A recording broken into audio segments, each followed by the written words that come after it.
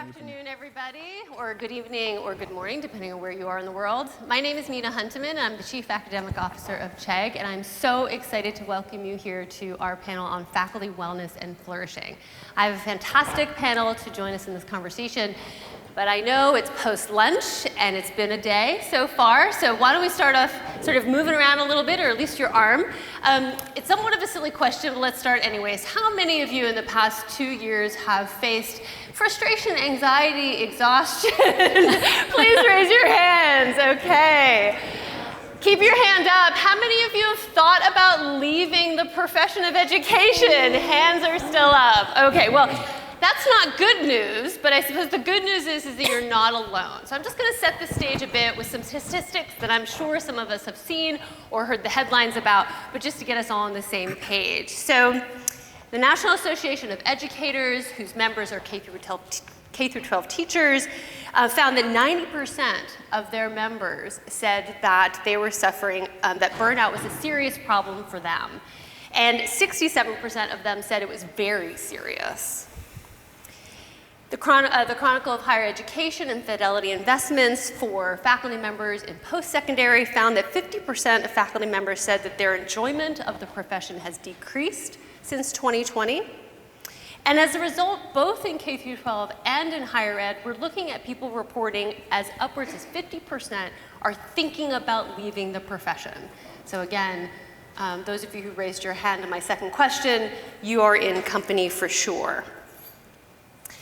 CHEG did a study reported last year in November. I encourage you to check it out at cheg.org about faculty parents in particular. Faculty parents, or people who are teaching in higher education who also have children, 40% of them said that they had been feeling some depression, mental health concerns, and 34% of them felt that their institutions weren't doing enough to help with their mental health.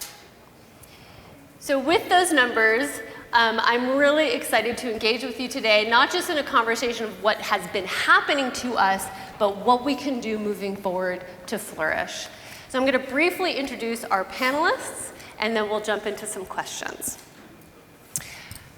To my immediate left, Dr. Neal Horen, Director of Early Childhood Division at the Center for Child and Human Development, and the Director of the Hoya Clinic in the Department of Psychiatry at Georgetown University. In that capacity, Dr. Horen oversees the center's efforts in early childhood development, including work in professional development, technical assistance, research, and evaluation.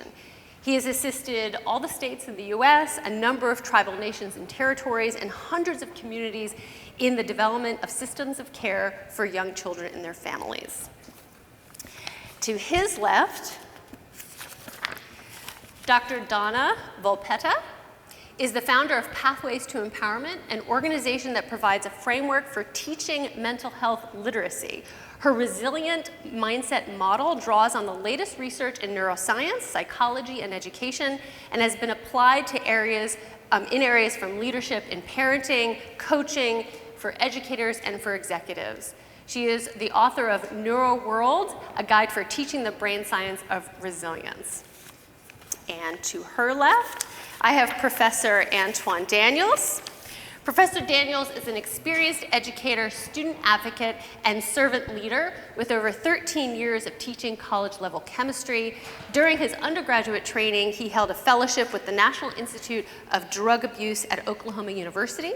He earned his Master's of Science in Medicinal Chemistry from the University of Tennessee and a Master's of Arts in Teaching Science from Christian Brothers University.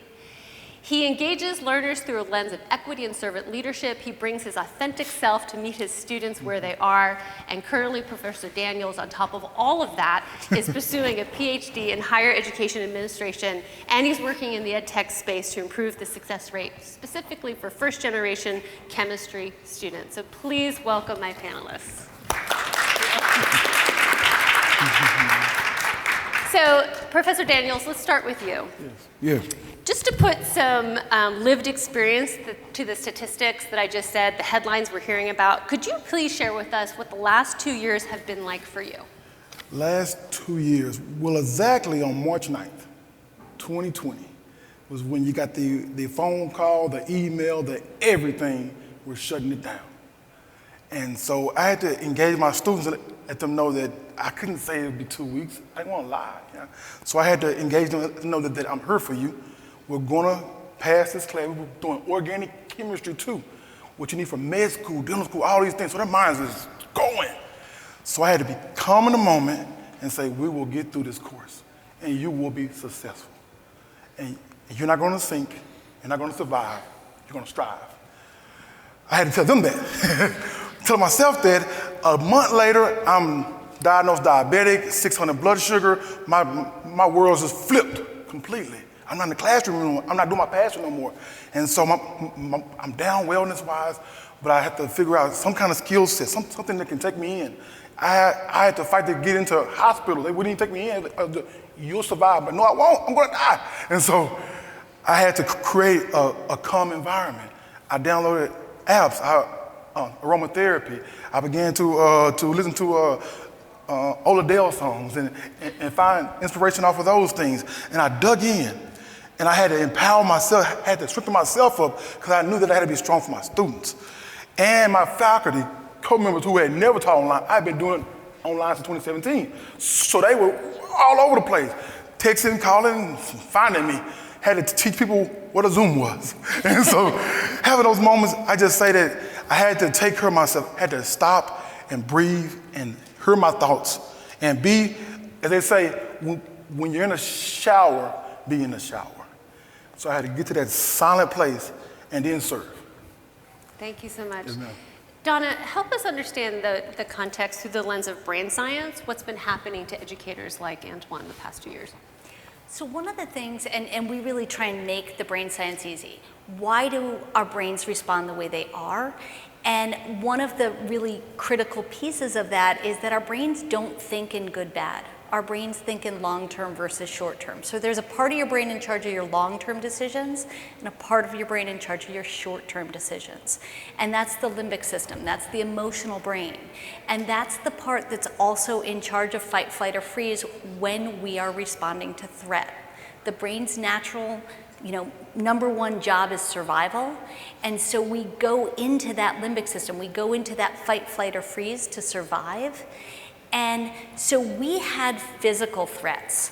We were afraid, but the other piece of that is that the brain responds the same way to social threats and rewards as it does to physical threats and rewards. And one of the biggest threats to the brain is control, is feeling like we don't have control over something. So if we look back at March of 2020, all of a sudden, all of the control that we had, all of the predictability, all of that stuff sort of went out the window. And so we had these physical threats, we had these social threats that were coming at us, and so our brains went into this kind of fight, flight, or freeze, went into this I've got to survive response.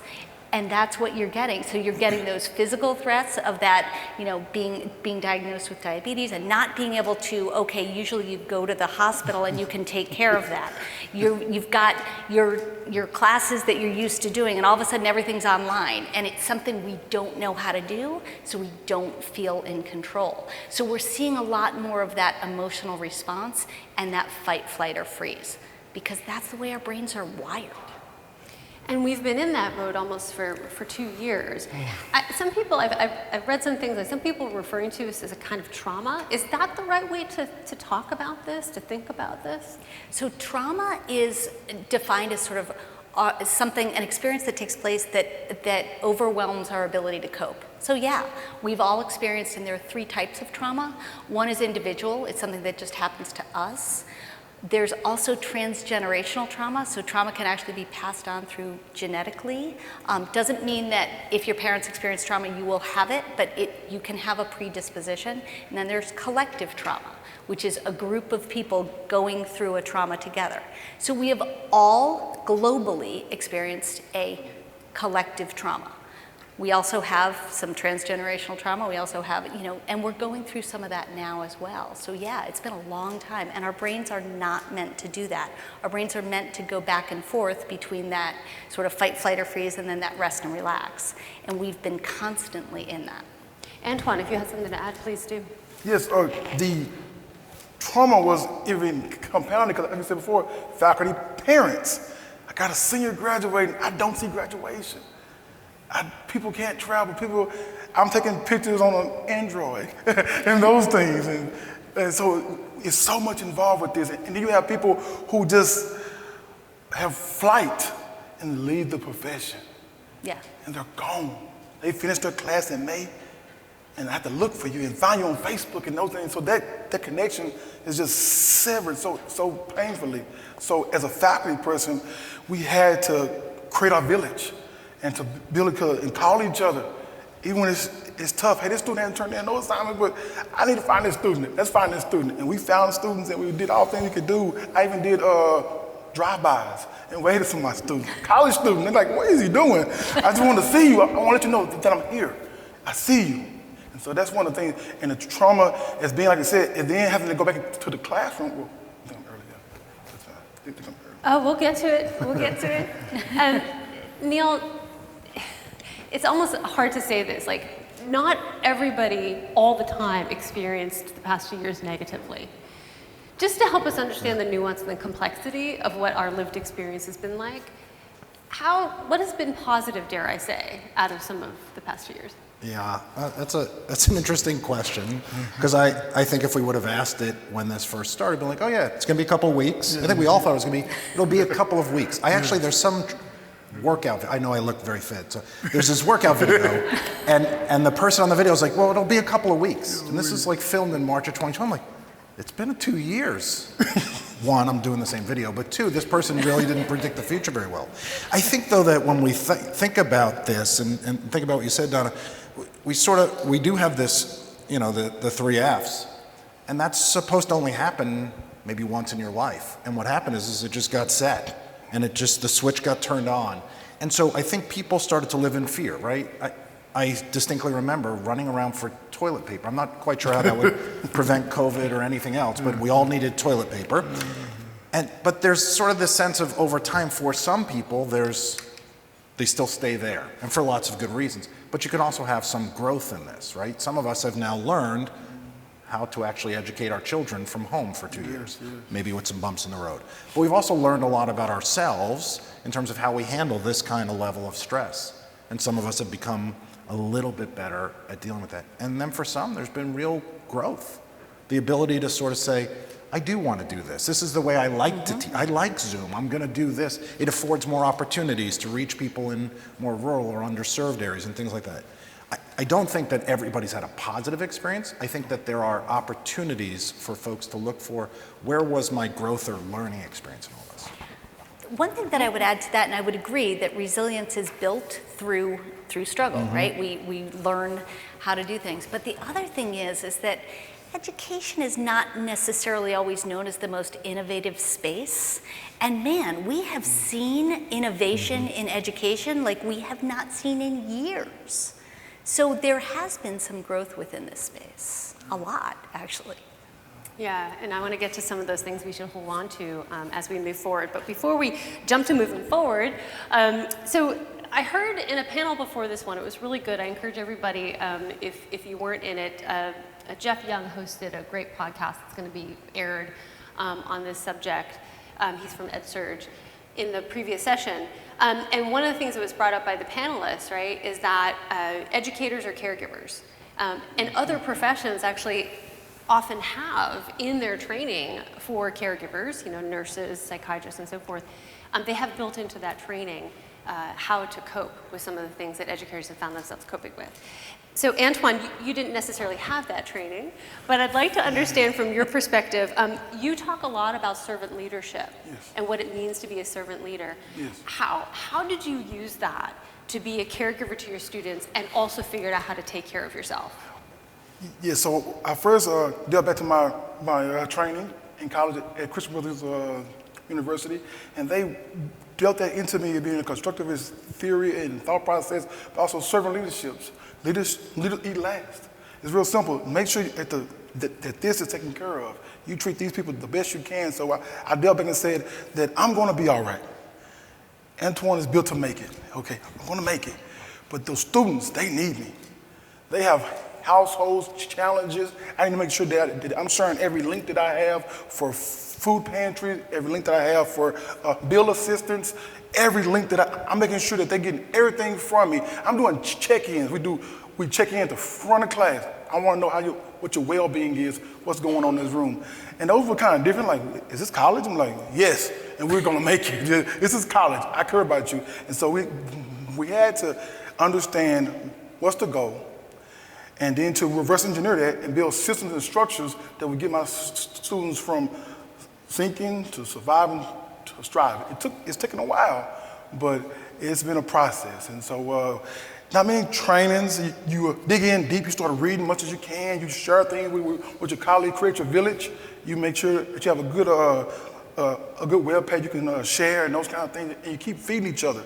And as you feed each other, that reciprocity will just take over. It will become, you just keep getting better and better, and you're stronger and stronger. And so, like I said, but in the classroom, Charlotte, yeah. Can I just add a little bit, because I think we've heard a lot about connections. So I've done a lot of disaster recovery work, and this is a disaster. This is a massive worldwide disaster. And one of the things that happens in disasters is people's connections get broken. And I think that what you're describing is maybe there were some connections before, but this has forced us to think about the connections that we have. Who are maybe you have a trench partner. Now we're all in the same trench. So how do we sort of use those connections? And those connections obviously are critical if you're going to move out of that fear zone into sort of growth and learning areas. And are there particular challenges that educators as caregivers face that perhaps those outside of the caregiving professions haven't had to deal with the past 2 years? It seems like an obvious question, but I'd like to hear it articulated from the experts. Like, what is it about being an educator caregiver that has been a unique challenge? It's an interesting question, right? Because there's sort of this expectation that if you're an educator, you just care. And it's just part of what you do. And yet, I think we've all had the experience with there's a continuum. Yeah. And what's been forced upon us is to start to think about what does it really mean. It's so interesting when you talked about going and waving, because in the Head Start world, we created a video of a teacher who took a bus around town, I think it was in Georgia, and she was just going out and waving, because it's connections. And I think for the educator caregiver, the sense is how can I offer care if I'm still in a space, as Donna described, if my brain is just working in a very different way. How do I start to take care of myself? And I know that that's something we're going to answer, so I won't ruin it for everybody. But I think that part of this is to be an educator caregiver is to take care of yourself, to do the kinds of things Antwan was describing beautifully about. I was over at the exhibition hall, and there's all kinds of headspace, mindfulness kinds of things. But part of it is start to think about what does it mean, and how do I keep something in my tank? Because I think what we tend to do is we just exhaust ourselves. Yeah. Educators tend to give it all, right? My mom was a kindergarten teacher in the New York City schools for 30 years, and you give everything if you're an educator. And then what do you have left to take care of yourself, to deal with family, things like that? So I think part of it is starting to find that balance of what care really means. It's an interesting word to think about these days, because I think over the last 2 years, everybody started to understand, oh yeah, there's this thing called stress and self-care and things that maybe those of us in the mental health world, we talk about a lot, but not everybody's always thought about it that way. Yeah. Donna, please. One of the things that's interesting, I talked about the social threats, and the social threats to the brain are respect, equity, alliances, control, territory, and similarity. And I have information in the back about this if people are interested in learning about it. But for caregivers, interestingly enough, equity is often their biggest trigger. So understanding what your triggers are, and I'm a caregiver, I was a teacher for many years, I was an educator, I'm a parent, I have 4 kids, and so I always say that equity has always been my biggest trigger. And equity doesn't mean things have to be equal, it means you have to feel like you're getting your fair share. And usually people who are caregivers are willing to give 90%. But you ask them to give 91 and they will take your head off. Okay, you can ask any of my kids, they know when they get to the point, like I am willing to do a lot, you ask me to step over that line, I'm not fun to deal with. So understanding that, I can now say to my kids, I'm feeling like the equity here is a little bit imbalanced and I'm going to lose it soon. So, being able to do that. But what has happened is now with this pandemic, they've been asked to do so much more. So they're giving, and then you get to that point where that's your trigger. And I think that's what we're seeing a lot of in terms of caregivers right now. They've just given so much. So understanding what are those tools. And self-care is actually kind of, a lot of educators that we've talked to have been like, if one more administrator tells me that I need to start practicing self-care without giving me time to do it, I'm going to lose it. In fact, there was one that said if one more there was a website that had a teacher that said, if one more administrator tells me to practice self-care, I'm going to start practicing self-harm. So it was sort of like, I'm done. And so understanding what are those things that can put you back into that cortex. And we have what we call the ANT tools, the tools for fostering brain health. And those are the things to be cognizant of. This is what I need right now. And being able to ask for it when you know why. When you talked about equity, what I expected you to say, and maybe this is, I was 15 years a college professor before I went into ed tech, and I was thinking about all the times where I felt my stress and frustration rise when I saw the inequity my students were experiencing.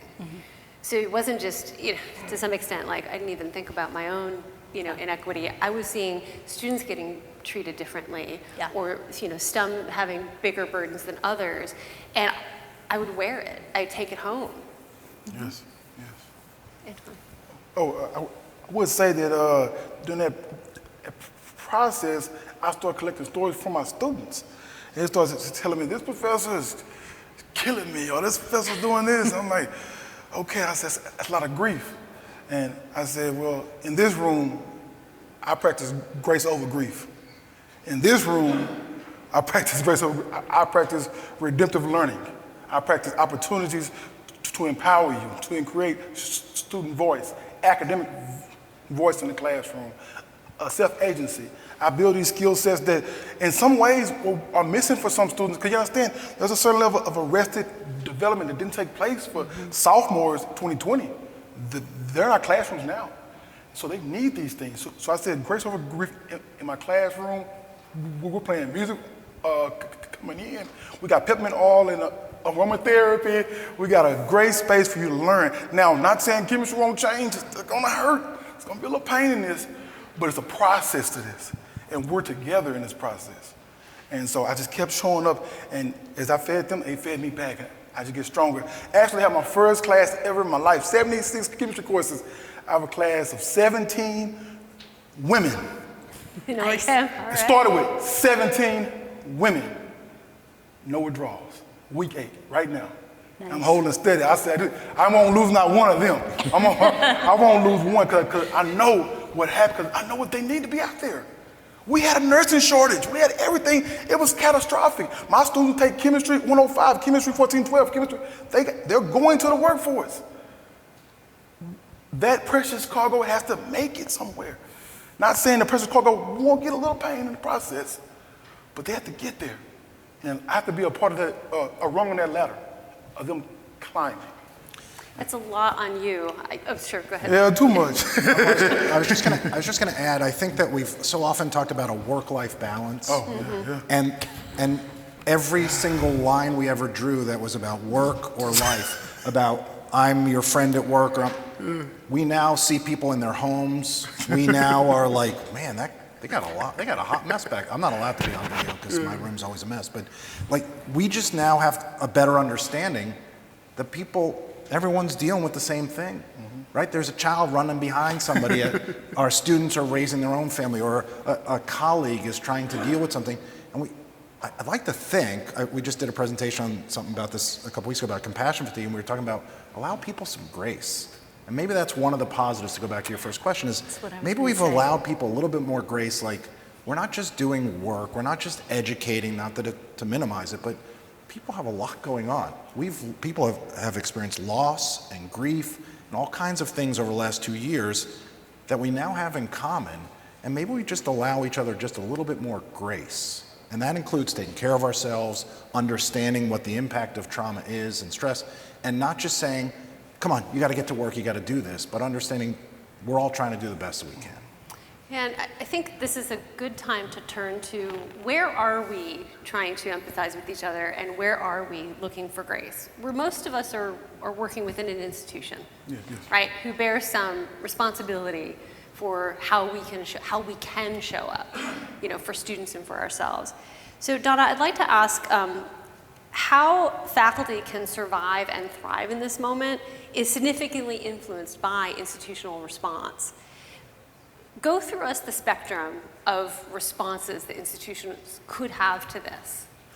So one of the things we talk about, the most important thing brain-wise, the two most fundamental needs of the brain are a sense of security and a sense of autonomy. So a sense that we are secure and we're not going to be threatened. So whether that's physical or social threats, and a sense that we can do things on our own. Our brain is wired to be autonomous, to become independent and feel like we're able to do things for ourselves. We want that from the time that we're toddlers and we say, I'll do it myself. We want to do that.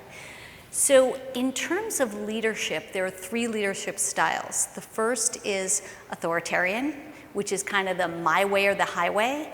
So that is very structured rules and sort of that micromanagement and wanting to make sure that everything is predictable. So it's imposing so much control that it undermines people's autonomy. There's permissive leadership, which is the fear of putting any rules in place because you're kind of afraid of how people are going to respond. So we might see some of the leaders who are like, okay, do what you want, I'm not gonna guide you. And that undermines the sense of security because our brains like control. We like to know that predictability, that we know what we're doing, we're getting some guidance.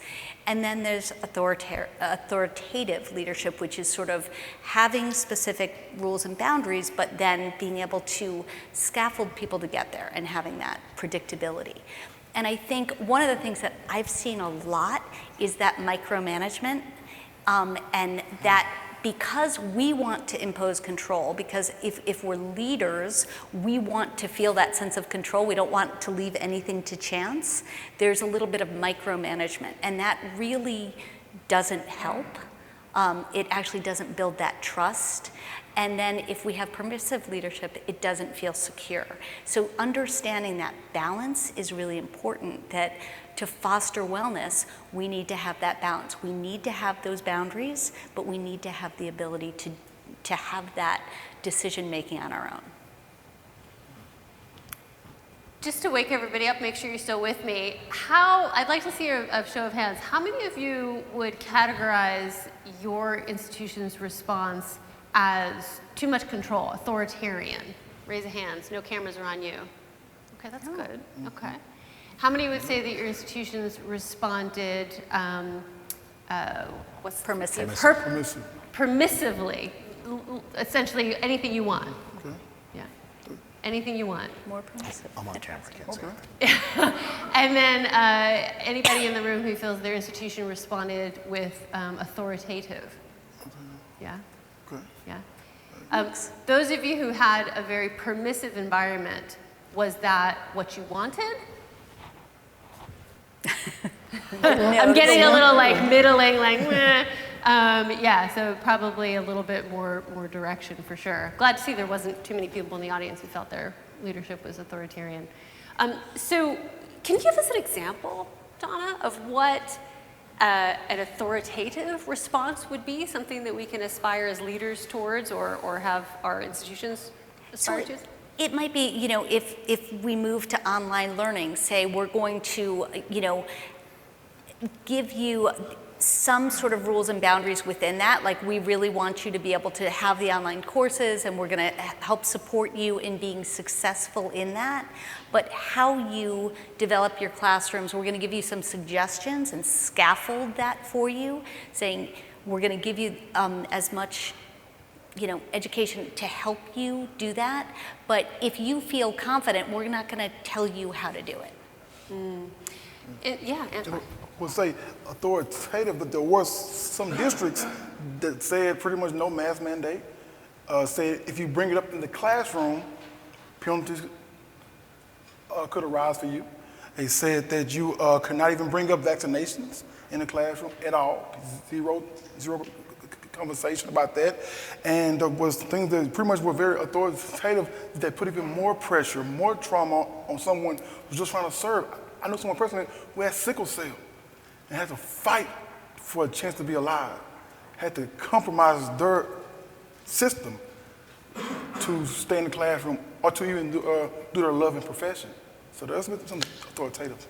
One of the things that's been interesting for me as we moved our university really, our part of the university really moved from everybody comes to the office, we don't really have anybody who lived outside of DC, to we can sort of do this, we can shift.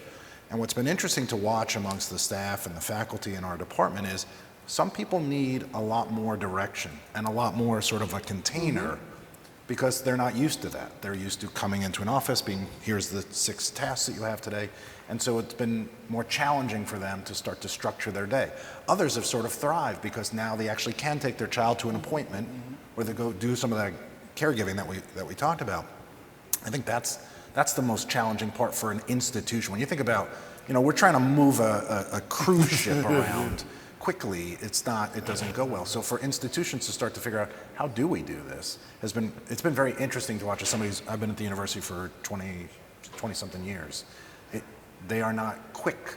It's a great place. I mean, I want to get my retirement, so I'm going to say nice things about them, but they're not quick to make those kinds of shifts and to start to think about what each individual needs in terms of how much of this, because I've seen that whole continuum.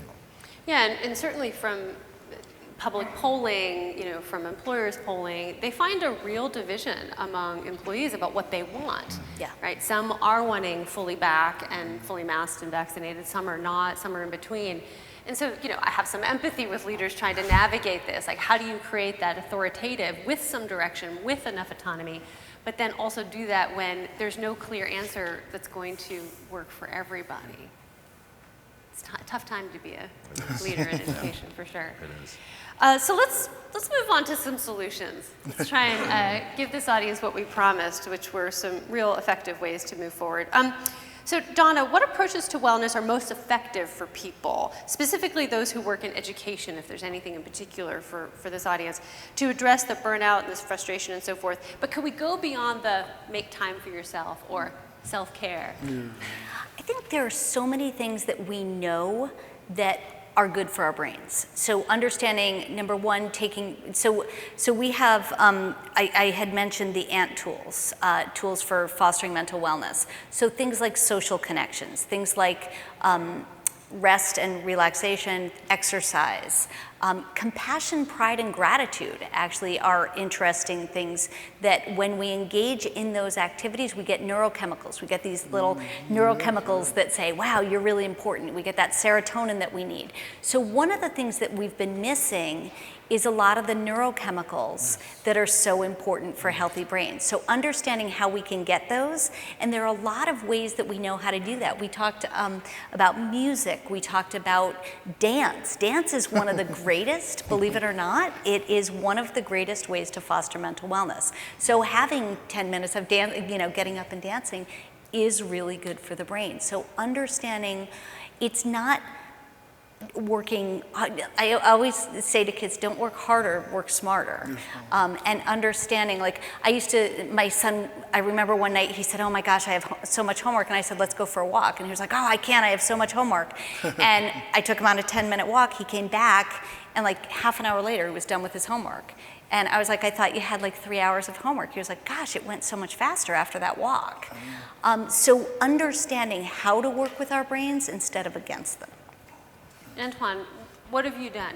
Give everyone some tips and tricks that have worked for you to take care of yourself. Okay, to stay away from the wellness part is just the reading. Reading a wide array of readers and kind of gathering things from that. Delving into my communication, building that skill set, challenging myself to write, to articulate my thoughts and those things in a way that would be higher. And so also learning more about my culture and my upbringing and why I'm here, making my why, creating my why. That's where I think I kind of have delved in a little bit better. Even though I'm 40, and you have a why. And so we can go find your why. If you already know it, share it to everybody else, because it feeds, I promise you. it keeps going. And so those things were that why, and then build my students' why. So I know I keep saying this, but I got to the point where I had my 4 kids, and those students is what kept me alive. Yeah. So I keep talking about them because those learners, they matter to me. They fed me. So that's why. So just going in there and just doing that. I did take the students outside one time. One person kept complaining about mosquitoes, though. But we had a great time. We went outside. We should do this at least once a month. I said, it gets cold, you know. But we took the whiteboards outside, and just that challenge of me trying to take my chemistry classroom outside and have an involved lecture and to bring in about pigments on plants and that kind of stuff about chemistry was taking my mind to a higher level, because I'm organic chemist. We don't do no plants. And so that was a challenge. So finding something that takes you right from here, just there, not here, don't do this, please, just here, and just build to that, and just keep bumping your head, and then guess what? It rises. And so those things right there. We first got to know you, Chegg first got to know you because you participated in a webinar about finding your why, which was such an inspiring hour to spend with you. Neal, well, first of all, I'm going to ask you, what have you done in particular? So, what have I done? Save the world. I've been home, so that's one thing. I spent more time with my family over the last 2 years than I ever did before, because I haven't been traveling to do this kind of thing. That's been one thing. I've been much more settled. I've missed all the room service at home is very different, and you don't get a club sandwich. But otherwise, it's been way better. But I've been home, which means that I can get up at a regular time. I can walk the dog. I can exercise. I can eat what I want, not what's being served in the hotel. I've done a lot more sort of spiritual kinds of things. Yoga, meditation, those kinds of things. Again, I think that shows. I think that music was one thing. I mean, I really like listening to music, and we do lots of fun activities with folks when we do training around sort of thinking about your playlist, what gets you going in the morning, what gets you in on your commute that you can steel yourself for the rest of the day, what calms you down if you're getting frustrated. What's your music on the way back? Those kinds of things. So, I think those are the kinds of things that I tell other people. I do some of them I don't. You know, nutritionally and things like that. I think those are some of the things. What worked for me when I heard your playlist for different parts of your day, I didn't put music to things. Of course, this is me. I put food. So I was like, okay, it's breakfast time. So as I'm making my breakfast and eating it, like, how do I want my day? So that'd be planning. So breakfast was planning the day. And then I would have a mid-morning snack. And at mid-morning snack, I always made sure that I got up, and when I had it, I would go outside with my dog. You know, and then it was lunch, and what was really nice is being at home is my partner and I were able to have lunch together, so that was nice. And then there was afternoon tea, which is another opportunity to I'm very food oriented. It's another opportunity to get up. And then of course, planning dinner together, you know, my partner and I really love to cook.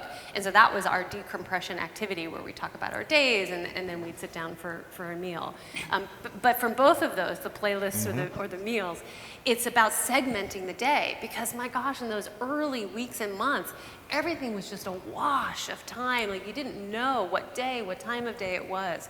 And sort of putting together some kind of segmentation helped me a lot. I could tell by which sweatpants I was wearing. So morning sweatpants versus work sweatpants. But that was me. That's how I said it. At least you changed your sweatpants. I did. Well, that's what I told people. They could only see this part of me, so I'd have a good cover story. So. But that goes back to that sense of control. Yeah. Routine gives us that sense of control and predictability, and the brain likes that. Yeah. So it can keep us into that mode of things are predictable. We're less likely to go into that limbic system. Yep, finding it however you can. Well, I think the other thing that's been interesting is how many friends do you have who suddenly are sourdough bread bakers? Oh, right? yeah, for So sure. people started, but people started exploring other aspects in terms of their wellness, right? So people are learning how to do magic, and people are making, apparently sourdough is a thing. I didn't know that. Yeah, it is. But when we think about wellness, the way that, you know, we think about physical wellness, occupational wellness, intellectual wellness, social wellness, emotional wellness, some of those were harder, right? Social wellness was a little bit more challenging in the beginning, right? Until people figured out, oh, I could We could get in a big, gigantic circle of our cars and talk from 10 feet apart. But some of that is each person had to start to figure that out for themselves. How do I address those aspects of wellness? Yeah. Yes, Antwan, What's please. the one thing that I kind of got, it became personal, a family base, and I said that there's healthy and there's toxic situations where people understand, people will say, oh, I have boundaries. I put up boundaries, and those kind of boundaries are great. They're healthy. They're the space it takes for you to love them and love yourself. That's fully understand. But boundaries should never become blinders. Boundaries should not become blinders. There are some people who had a blind eye to many things in America, in the classroom, in lecture halls, and that I said I will not let blinders be on my head or the people around me. In this space that I function in, we're going to see people. We're going to see their experience. We're going to respect them for who they are and bring them up. And it won't be no boundaries. Boundaries are good, but no blinders. We can't be that anymore. I think COVID, whatever number, Delta, Omicron, all that should have opened us up to healthy boundaries and shatter our blinders that we may have had. I just want that to sit for a minute. It's really powerful for me. We talk about individual, we talked about institutional. I feel like we have to bring in federal here, right? Because this is not just local communities and individual families, right? You know, as a nation, as nations, we have all collectively experienced this. So what is happening at the federal level? Maybe people don't know about some of the recent news. I mean, I could start because this is where I spend my time. But I think that there has been a clear push, at least in this administration, like or don't like, it's all good. But in the State of the Union speech, there's clearly an emphasis on mental health, which is super exciting for me, just as a person who does mental health work, but just in general that we're starting to think about this as mental health. The idea that if I want to take care of myself doesn't mean there's something wrong with me. It means that there's actually something right with me, that I want to address my mental health is a critical component of how we are successful as individuals. And I think that what's happening at a federal level is at least people are paying a lot more attention. I actually just spent this past weekend helping craft responses to questions for federal agencies about if we're going to spend money on upstream sorts of mental health services, what would that look like? If we're going to do school-based mental health expansion, what would that look like? These are the kinds of things we want folks at a federal level to be thinking about, is the idea that if over the last 2 years we've learned anything, it's that mental health is everybody's business. Yes. And that we all have a part to play in this, both for ourselves, our families, our students. I love the stories that Antwan tells about. He doesn't see his students as people who are coming paying some money and they're his students. This is his family, it's his extended family. We all have a vested interest in addressing mental health because it makes for a more successful experience in organic chemistry, which was not a very pleasant experience, Antwan. I wish you were around. I don't know where you were when I was taking it, but it would have been a lot more fun to be outside with you. But I think that that's no part of Novocaine this. for this. Mental health is for everybody. And the more we stop seeing it as, oh, it's some person on a bus that you stay away from, and more see it as it's everybody. We all have mental health, our children, our families, and as a country, I think the federal folks are I think they're paying a lot more attention to it, which is a really positive thing. To add to that as well, because one of the things that we're seeing is in the mental health landscape, even before the pandemic, we were seeing some transitions. I'm from New York. We were the first state to require mental health literacy pre-K through 12, or K through 12, and that was back pre-pandemic. Now, the problem with that was in 2019, when I called and talked to the state, and I was listed as the only mental health resource, and it was just me. We didn't have any products at that point. I said, how's that going for you? And they said, it's terrible. Nobody knows how to teach mental health literacy, and there are literally no resources. In the fall of 2019, there was one high school course. It took 20 hours to complete. So that was sort of the landscape pre-pandemic. Virginia had just passed a law. They were beginning to pass laws state by state. So now we're 2 years later, and we've seen federal funding So at the K through 12 level, there is $190 billion that is allocated, a third of which is supposed to be going to mental health and emotional SEL support for both students and educators. And at the higher ed, the HERF funding, which is what it is at the higher ed level, is, I believe, $96 billion to be allocated to that. And so there is funding available. Secretary of Education Cardona in October put out a paper. He was the first Secretary of Education to ever distinguish between SEL and mental health literacy. And he said they're both important. We like to say it's like math and science. You wouldn't say I teach math, I don't need science, right? They're complementary, but they're different. And there was a recommendation that every school should be implementing both SEL and mental health literacy pre-K through 12. So we're making changes. They're funding, but the problem is that a lot of administrators don't know what to do with that. So they're like, oh yeah, building inspection, I got that down. I can do those systems, I got that, feel really confident. Don't tell me what math curriculum to get, I know what to do. And then they've put off anything to do with mental health and social emotional learning because they don't know what to do. So actually, the state that is doing the most innovative work is Michigan. And Michigan is creating a blueprint for comprehensive statewide behavioral health systems that connect all sorts of silos. And they're working with universities, they're working with K-12, they're working with parents, families, healthcare workers, insurance companies, and they're connecting everyone. And they're creating a blueprint for every other state. Now we're part of what they're doing, and they've gotten everybody on board. And we've talked to like 6 other states that have said, let us know what happens with Michigan, because we're ready. And they're vetting mental health resources at the state level. That's good news. Yes. That's good news. Yeah. My experiences, this is date back about 17 years now, date myself, of being in the Head Start space. And then it wasn't, we didn't call it mental health, we didn't call it wellness, we called it love. And them people didn't have any funds. So trust me on that. You got 7 crackers and 3 gummy bears. That's kind of how it worked. I started counting for real. But it was love. So we had to quantify and qualify what is love and put that into the space of mental health and SEL, and that's become great. But also in the federal level, we're seeing we have to encourage professors to think about the syllabus, your tone. That first engagement a student has in the syllabus sets the tone for what they're coming into.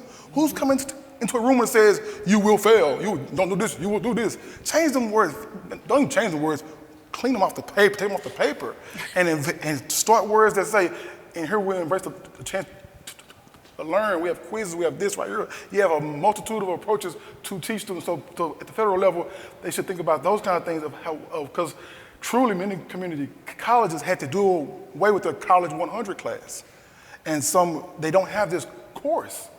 This course died in many places because you had to streamline your curriculum to say that you're going to graduate in this many years, this time. So that stuff we was trying, that love we had with those people, we're not putting it in the curriculum. So therefore, professors and instructors, everyone who touches a student or who sees a student has to have the skill set built into them and align all the way through. And so that's the biggest thing I see the federal government, hope they can put more into it.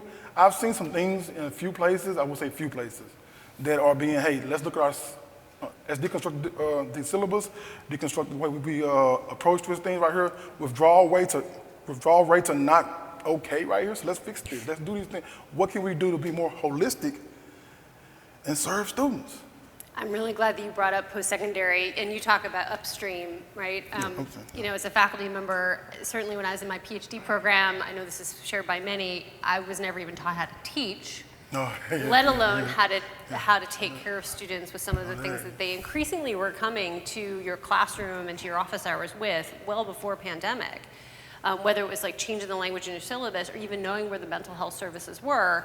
And then you find out that we have them, that's great, but they're overloaded, they don't have, they can't see people, and it was tricky to navigate, really tricky. So educator education, right, and training is what I hear, all 3 of you talking about. For sure. The other piece of that is RAs, because in a lot of universities, the RAs are becoming the front lines. the frontline workers. And so helping them to understand how to respond to the issues that are coming to them. So this brings me to perhaps my last question. So, we talk, and when I say we, I'm thinking here like in ed tech space and higher ed, about personalizing the student experience and what all that may or may not mean in reality. But maybe we all need to think about personalizing the educator experience as well, because as each one of you have pointed out, we're feeling and experiencing different things. Our institutions are responding in different ways. Our expectations are more varied. We've seen into each other's homes and we can have empathy, but one of the things that we have discovered is that we're all very different and we deal with these things very differently, right? So what would a personalized educator's environment moving forward potentially look like? Just a thought space. Ooh. Okay, it's a good one. I would first say that they are able to lean into the curriculum. They have the degrees, but how do you teach it? What works? Data finding and digging, making sure it's time and place to have that reflective practitioner work. So I think that would be something that would definitely be something that's individualized for how do you reflect best? How do you serve your students best? When you get wins, they win, so how do we win? We have a me mindset, so I would think that figuring out for professors and administrators to see where the wins are and how does this person win, and try to elevate that, exponentiate that into more wins and across more broader classrooms.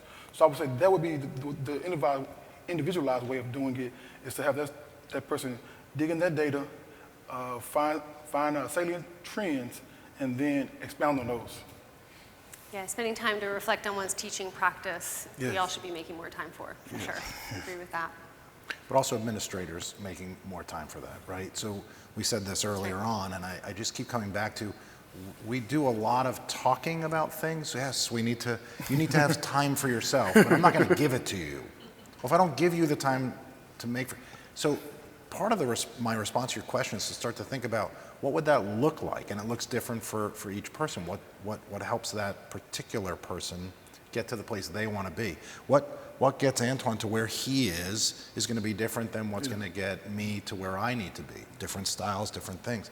But to start to think about that, people are trying, again, I go back to, people are trying to do the best that they can, but sometimes they need some supports, and those supports might be, I'm going to give you that hour that you need. I think about this all the time. When you asked the question, it made me think about, I'm a psychologist. So one of the first things they teach you, well, the first thing they teach you is to pretend that an hour is only 50 minutes. But one of the first things they teach you is there's a boundary. Don't share anything personal. I'm like, well, how am I supposed to make a connection? That seems to be one of our threats. How do I make a connection with somebody if I pretend that I'm not a person just like they are, that I don't have children, that I wasn't stressed about traffic and things like that? And so I think when we talk about personalizing it, it's to start to think about people as a person. And what can we do for the person who really wants to do X? Do we find the kinds of things, right? We're talking about all this really cool, innovative technology. You walk around, you see all these things people are talking about. Are we going to actually help the person use technology? We're going to train them. We talked about, are we going to train them on mental health? Are we going to train them on anything? Or are we just going to say, well, you work for me, so do X, and treat people like employees? Or are we going to start to think about people? The thing that's happened, at least from my perspective, is I have a very different view of what everyone's trying to do in their own lives, work, life, all that kind of stuff. And I think the more we can do that, the more likely we are to see those successes that Antwan, that you just described. I think a lot of, when you were talking about knowing who you are as a person. So when I was in 8th grade, everybody remembers their favorite teacher, right? Everybody has the teacher that they remember. And mine was Mr. Goad, and he was my 8th grade English teacher. Very, very loud, used to scream at he was everybody's favorite teacher, by the way. Everybody knew Mr. Goad. And He used to scream at us. He had these big bats that he used to, slam on desks, and he was probably in his 60s, and he used to turn beet red. He was this Irish guy. And when I became a teacher, I wanted to become a teacher like Mr. Goad. I'm not like Mr. Goad. And it took me a little while to figure out that I was not that person, but I had my own strengths. And I remember going back to my middle school and doing a presentation on Career Day, and I said, how many people in this room are in here because they want to be Mr. Goad? And every hand went up. And I was like, so a lot of you aren't Mr. Goad, but you can find who you are as a teacher and recognize that. And one of the things that I've found is understanding the fundamentals of the brain is such an incredibly helpful foundation. So like, I know my trigger is equity. Like I know that, and so I can begin to read who I am as a person. I can begin to understand how I can use those experiences to be authentic in who I am, and that I don't need to be Mr. Goad. It's okay. Mm-hmm. I want to thank everybody for coming to our panel and joining me in this conversation. I especially want to thank our panelists for your time and for moving this forward, this conversation forward. I'm just curious, I asked at the beginning, folks who of us were exhausted and tired and thinking about leaving the profession. For my own course evaluation needs, please raise your hand if you heard something today that you think you can use to get yourself ready for the days and weeks ahead in your classrooms. Wow, that's good. Thank you so much. Thank you so much. All right, thank you so much. Thank you.